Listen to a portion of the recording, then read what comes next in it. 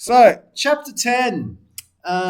This one we don't really study extensively in methods, but there is one section that we use for probability next year, and that's the only section you need to know. So, on your skill sheet, if you have a look, there are a bunch of formulas, and there's this exclamation mark. The only formula that's going to be most important is the one that is under the heading selections. It says selections, and it's titled as N capital C little r, and it is equal to, you can write the NPR, but really the main formula is the one at the end. It's N factorial divided by R factorial N minus R factorial. This is the only one that we really use for next year. But why do we study chapter 10? Boys, thanks. Please don't speak while I'm speaking. Why do we study chapter 10? Is because then it shows you where the formula comes from and the logic. Technically, at year 12, you don't need the logic. You just need to know how to apply. Chapter 10 is meant to help fill out the gaps and get you to understand why. With one session, it's very unlikely I can explain why.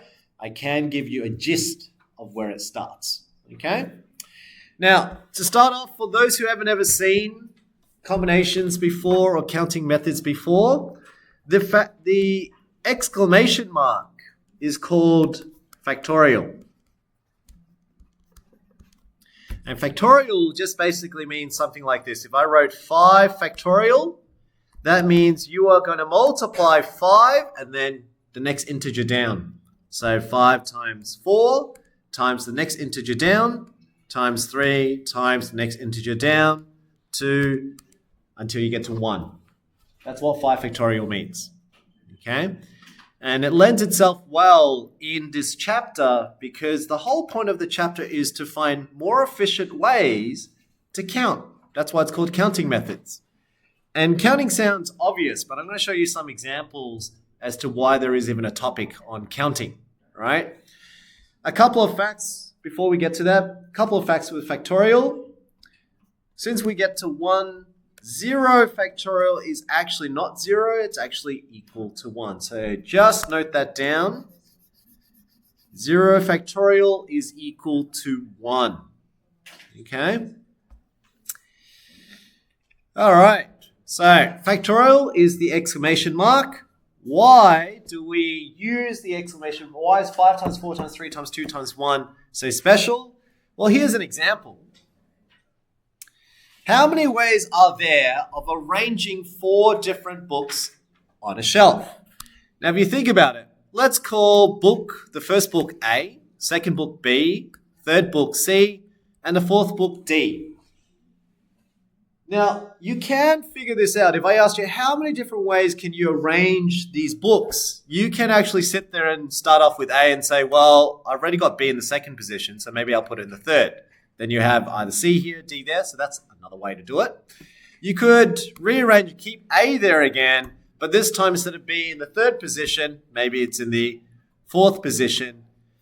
And that gives you 3 so far possible options. But who says that A has to be in the first position? Then you might go with the next one. You might say, well, B could start off in the first position. And then you can actually just follow on and keep listing this. So you could do B, A, C, D. It could be B, C, A, D. And then we can follow a pattern. Now you can get a systematic way of it, but there must be a quicker way of calculating what are the total possible number of ways to rearrange these 4 books. I mean, you've got 4 books on a shelf. Surely there has to be a quicker way than what I just did. But that's the most intuitive and logical way that if I gave it to a year 7 group, that's what they would do. They would sit down and they'll move it around and some will pick up on a pattern.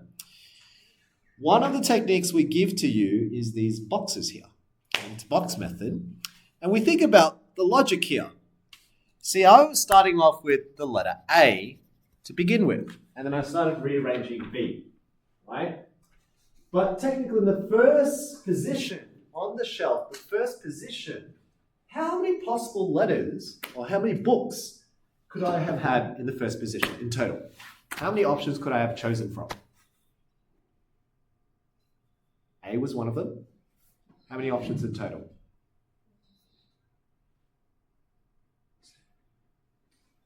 I've got 4 books in the first position. I've called them A, B, C, D. What's the total number of options just for the first one? If I just want in the first spot, what's my total number of options? 4. It's 4. Yeah, I've got A, I've got B, I've got C or D, right? So hopefully you were thinking that, but you were just unsure if you should say it. Then think about it. In the first spot, I had A, B, C, or D to choose from. Didn't have to start with A, didn't have to start with B, didn't have to start with C or D. I had to choose one. But there was a total of 4 possibilities.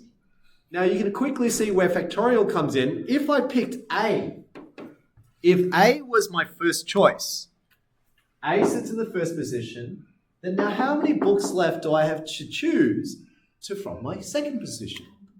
See, hopefully you can see then, well, there's only 3 letters left. If I chose A in the first one, I now have only B, C, or D that can go in the second. So how many options do you have now? You have 3.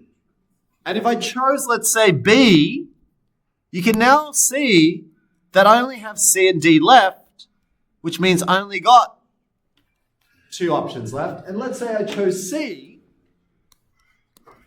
then obviously I only have 1 option left, and it's D. But can you see that pattern? 4, 3, 2, 1 in terms of the options I have. Now the question is, why do you times it?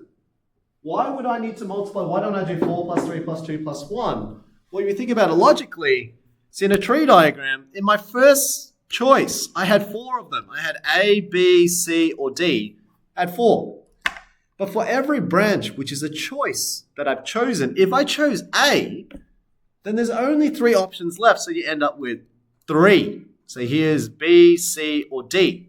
But if I chose B in the second one, then I only have now C or D. And then finally, if I chose C, I only got D. Well, what you can see is the branches tell you why we times. Because for every option, there was 3 for the second. So that means 3 for this one, 3 for that one, 3 for this one, 3 for that one. So if you times them together, 3 times 4 of them, 3 groups of 4, gives you 12 possible options in this second branch. You see that? So if I drew it out for you to see, this one would have 3, this one would have 3, this one would have 3, and this is already 3.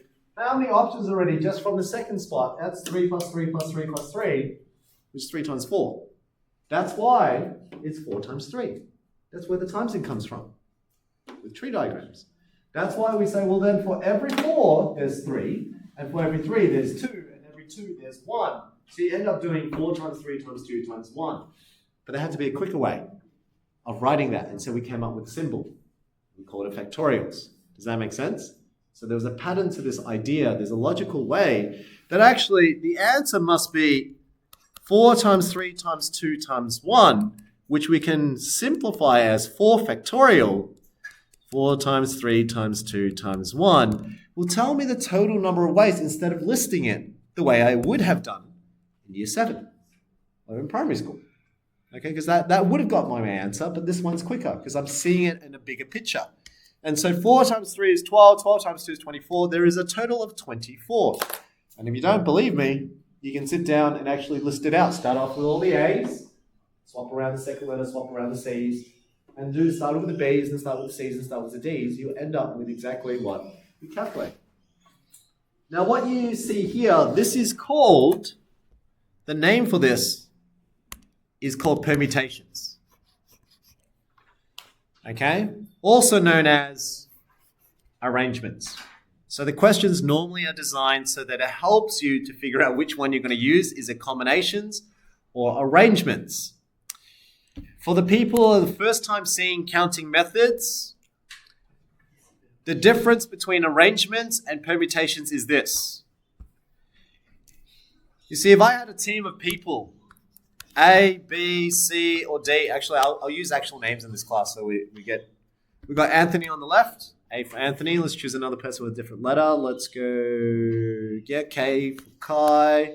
You can use yours. And anyone else? Mete is M. Wow, there's 3 M's over there. A here as well, Numafi.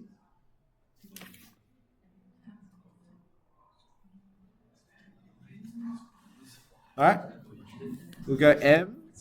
There's a few of you with M's, and who else is more common around here? I guess N is different, J is different. I'll just do J. There we go, AKJM, all right?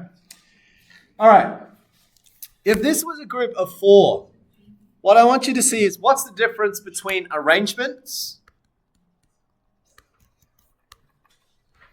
which in your notes, so on your skill sheet, it's one's called arrangement and one is called selection, versus selections. Arrangements is what we just did, meaning I can put it in any order, okay? But that each order is different. So I could have A, K, M, J sitting in 4 seats. So the 4 seats that we see right now, there's 4 seats there. I can pick you guys and say Anthony first, and then we got Kai, and then M for all the M's in this classroom here, and then J could be over there, right? But that's not the one possible order. We could also have maybe Kai, Anthony, M, and then J. That works too. That's my second order. Okay, so these are all the arrangements. But what the problem is, no matter how I rearrange these 4 students, whether I do M, K, A, J, they are still the one group. If we were doing a team, if I was selecting you for a team, that team, no matter how I picked you guys in whatever order I pick, doesn't matter, you guys are still the same group. So this is still considered one possible way for one group. When you're selecting groups of people, you want them to actually matter. So all of this actually doesn't matter. A, K, M, and J is still the same one group. Doesn't matter about the order.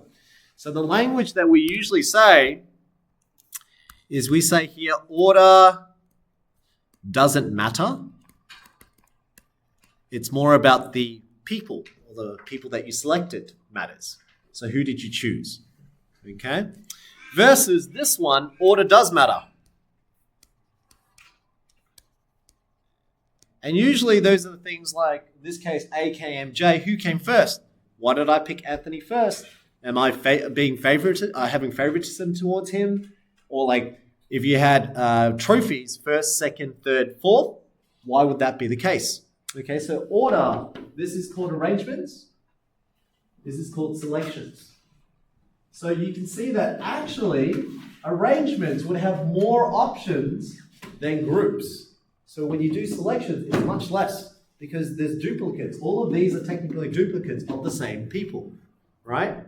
So because of that, notice the formula on your sheet. Do you notice the formula for NCR? So combinations, this is technically selections and combinations. Notice that the first formula you see on your sheet is NPR divided by R. What's P? P is permutations. Permutations is an arrangement.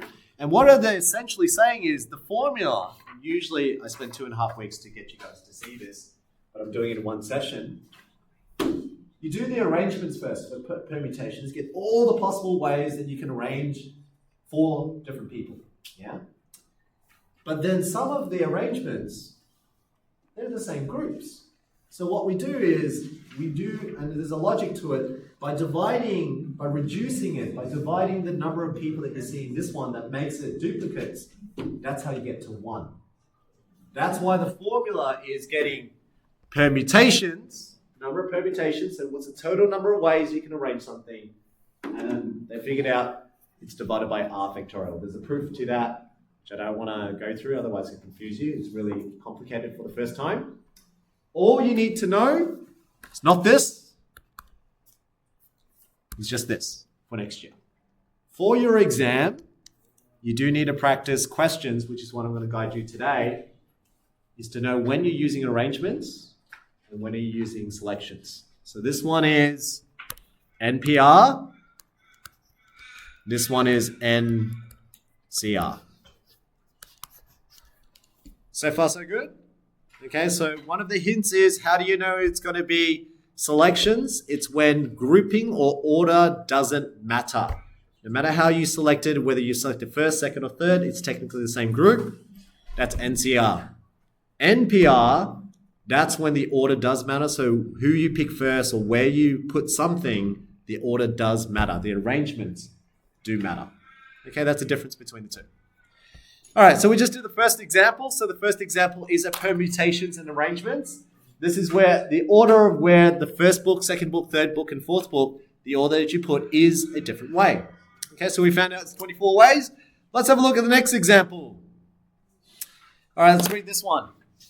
Example 8. A painter is to paint the 5 circles of the Olympic flag.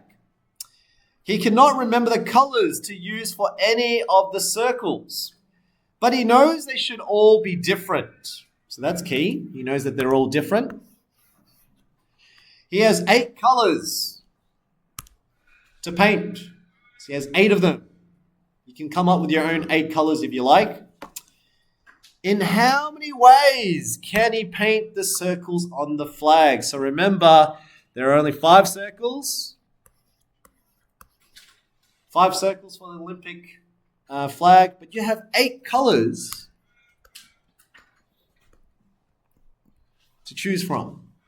I'm going to pause the video and I'm going to get you to